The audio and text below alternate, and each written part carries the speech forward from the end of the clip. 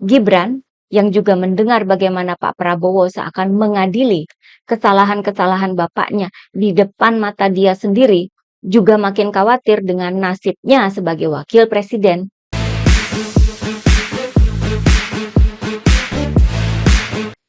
Hai teman-teman, jumpa lagi dengan saya, Nina Nur. Dalam video ini, kita masih membahas hari pelantikan presiden baru kemarin, Presiden Prabowo Subianto. Ada satu hal lagi yang perlu disoroti, yakni pidato perdana beliau sebagai Presiden Republik Indonesia. Bagi teman-teman yang sempat melihat video pidato Pak Prabowo kemarin, apalagi melihatnya dengan lengkap, saya yakin sedikit banyak akan mengakui kehebatan Pak Prabowo sebagai seorang orator. Dari segi teknis, Pak Prabowo memang lebih baik dalam kemampuannya berorasi ya atau berpidato ketimbang Pak Jokowi. Nada suara yang tegas, ucapan yang jelas, semangat yang membara, dan ada engagement dengan para audiens ya. Nggak hanya ngomong sendiri, namun Pak Prabowo mampu mengajak hadirin untuk ikut merasakan semangat yang ada dalam pidato beliau itu. Komposisi atau isi dari pidatonya juga disusun sesuai dengan karakter Pak Prabowo. Ini agak beda dengan pidato-pidato beliau dulu waktu berlawanan dengan Pak Jokowi di Pilpres. Kalau dulu itu kan suka nakut-nakutin ya soal Indonesia bubar misalnya ya, tanpa solusi yang meyakinkan gitu. Sementara dalam pidato kemarin itu, Presiden Prabowo juga memaparkan ancaman dan tantangan yang dihadapi oleh bangsa dan negara Indonesia. Namun, beliau juga memaparkan berbagai solusi untuk menghadapinya. Misalnya, untuk tantangan soal ketahanan pangan dan keterbatasan energi, maka solusi yang disebutkan oleh Pak Prabowo adalah swasembada pangan dan swasembada energi. Kepiawaian Pak Prabowo berpidato kemarin menuai banyak pujian dari para netizen. Teman-teman bisa melihat sendiri ya di berbagai video pidato Pak Prabowo di YouTube ya. Ada banyak media yang menyediakan rekaman video pidato tersebut. Kalau saya melihatnya di channel milik Kompas TV ya. Lama pidatonya sekitar 50 menitan, hampir 1 jam ya. Namun saya jamin gak bakal bikin ngantuk. Ini juga salah satu poin pujian dari para netizen ya di kolom komentar di video itu ya. Banyak netizen yang memuji pidato Pak Prabowo, baik yang pendukung maupun yang seperti saya, bukan pemilih Pak Prabowo di Pilpres kemarin, tapi semuanya memberikan pujian ya. Pidato Pak Prabowo disebut sangat patriotik, menggelegar, keren, dan blak-blakan. Juga menghargai pendiri bangsa, para pahlawan, rakyat yang berjuang untuk kemerdekaan, dan para pemimpin terdahulu. Lalu katanya bikin merinding, bikin semangat, optimis, dan penuh harapan. Disebut juga elegan, berwibawa, dan sebagai pidato Perdana Presiden Republik Indonesia yang paling bagus. Katanya, bikin pidato Pak Jokowi serasa pidato Pak RT. Disebut mirip dengan Bung Karno. Bahkan ada netizen yang menyebut sebagai titisan Bung Karno dalam jiwa dan raga. Wih, kalau gitu cocok dong ya punya wakil presiden keturunan langsung dari Bung Karno. Kalau ini kata saya ya. Dalam pidatonya, Prabowo memang paling banyak menyebut nama Bung Karno. Sampai 4 kali. Sebagai bagian dari generasi pembebas atau pahlawan, lalu Bung Karno sebagai presiden pertama yang memberi kita ideologi Pancasila, kemudian sebagai salah satu pendiri bangsa yang berkorban dan memimpin dengan baik, dan sebagai tokoh yang mengajarkan kepribadian bangsa, yakni gotong royong dan kerukunan. Selain Bung Karno, nama-nama para presiden terdahulu juga disebut oleh Pak Prabowo sambil diberikan ucapan terima kasih karena jasa masing-masing terhadap bangsa dan negara. Misalnya, Presiden Jokowi sehubungan dengan kepemimpinannya membawa Indonesia melewati masa pandemi COVID. Lalu Presiden SBY menghadapi bencana tsunami Aceh dan Presiden Megawati dalam menyelamatkan sektor swasta dari krisis ekonomi tahun 98. Namun yang paling banyak disebut adalah nama Bung Karno. Nah, ini saya lihat sebagai pertanda bahwa Pak Prabowo ingin pemerintahannya dianggap mulai dari titik awal, Dalam arti, menjadi pemimpin tanpa dipengaruhi oleh orang lain atau pemimpin sebelumnya. Sebelumnya kan kemenangan Pak Prabowo di Pilpres itu identik dengan cawe-cawe Presiden Jokowi. Sampai Pak Prabowo sendiri menyatakan bahwa beliau dipersiapkan Pak Jokowi jadi presiden. Apalagi pasangan dari Pak Prabowo itu tidak lain adalah anak dari Pak Jokowi sendiri. Sehingga memang ada kesan kuat bahwa Pak Jokowi pasti akan cawe-cawe terus dalam pemerintahan Prabowo. Namun dugaan cawe-cawe itu berusaha ditepis oleh Pak Prabowo dalam pidatonya ini. Pertama, dengan lebih mengasosiasikan dirinya ke arah figur Bung Karno, bahwa yang akan dipegang oleh Presiden Prabowo adalah nilai-nilai yang diberikan dan dicontohkan oleh Bung Karno. Kedua, dalam pidato Pak Prabowo ini justru ada beberapa bagian yang isinya seakan menyindir Presiden Jokowi.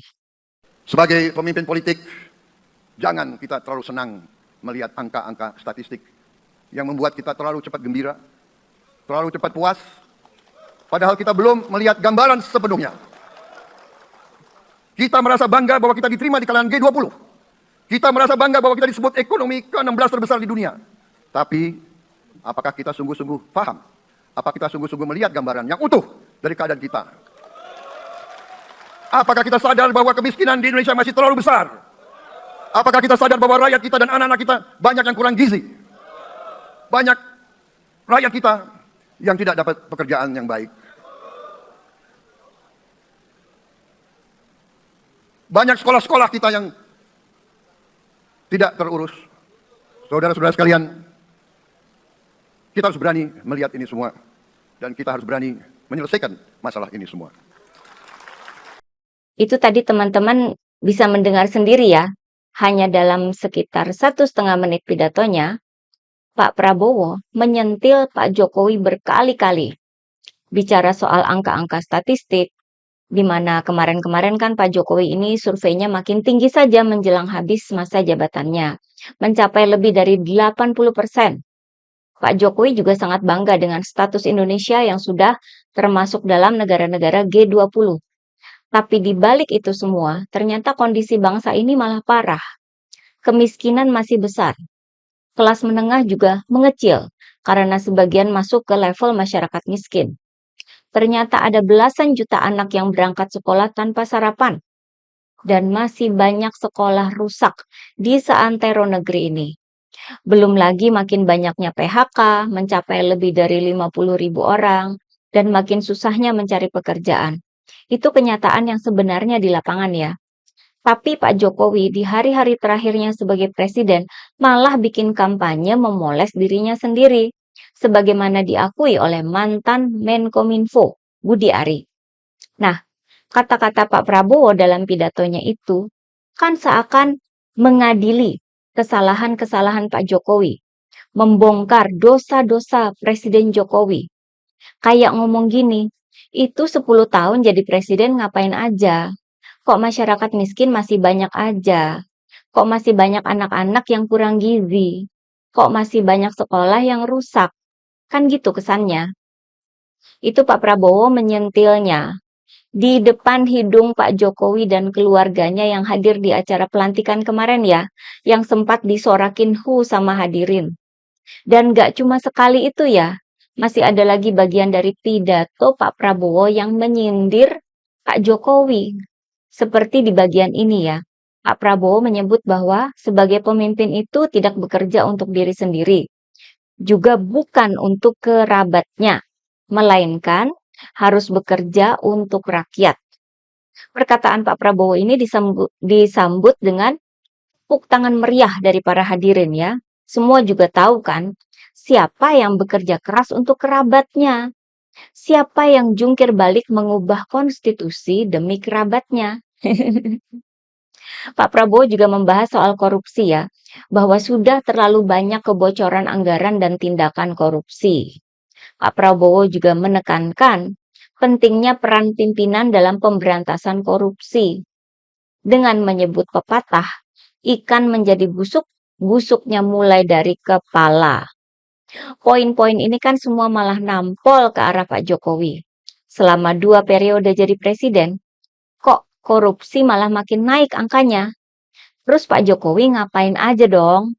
Gitu lagi kan? Kena lagi kan Pak Jokowi? Duh, tega bener nih ya presiden baru. Pak Prabowo seakan menguliti semua kesalahan Pak Jokowi. Dan itu dilakukan di depan orangnya sendiri. Mungkin Pak Jokowi ngedumel juga ya dalam hati sih. Sambil menjaga agar ekspresi muka itu harus tetap sumringah. Gak boleh terlihat galau atau kesal. Gimana nggak galau? Dalam pidato hampir 1 jam yang berapi-api dan menuai kemeriahan tepuk tangan dari para hadirin di gedung MPR kemarin. Tidak ada satupun dalam bagian pidato Pak Prabowo itu yang menyinggung soal IKN. Padahal kan Pak Prabowo tahu pasti betapa pentingnya IKN buat Pak Jokowi. Kok malah nggak disinggung sama sekali sih? Nah, di sini timbul kekhawatiran dari Pak Jokowi maupun Gibran ya, bahwa Pak Prabowo ini bisa jadi hanya di awal saja mengiyakan soal kelangsungan IKN, tapi ke depannya juga belum tahu pasti. Gibran yang juga mendengar bagaimana Pak Prabowo seakan mengadili kesalahan-kesalahan bapaknya di depan mata dia sendiri, juga makin khawatir dengan nasibnya sebagai wakil presiden. Iya sih, sudah dilantik. Tapi gimana dengan putusan PT UN nanti? Gimana dengan kasus Fufu Fafa? Pak Prabowo dengan tegas menyatakan akan bekerja demi rakyat. Kalau rakyat menuntut agar Fufu Fafa dituntaskan, gimana dengan nasib Gibran? Intinya, pidato Pak Prabowo itu punya dampak lain terhadap Pak Jokowi dan Gibran. Bagi kita, rakyat ini, mungkin pidato itu adalah janji yang memberikan harapan dan optimisme. Pidato Pak Prabowo juga menuai pujian dari para netizen karena sangat patriotik dan nggak bikin ngantuk. Bikin hampir semua pihak senang mendengarnya, kecuali Pak Jokowi dan Gibran. Karena isi pidato Pak Prabowo bagaikan duri mawar yang menusuk jari mereka. Baunya wangi, bentuknya indah, tapi rasanya kok pahit bener ya. Dan bikin Gibran merasa ketar-ketir akan nasibnya nanti. Oke, bagaimana pendapat teman-teman? Sekian dulu dari saya. Terima kasih atas perhatiannya. Begitulah kura-kura.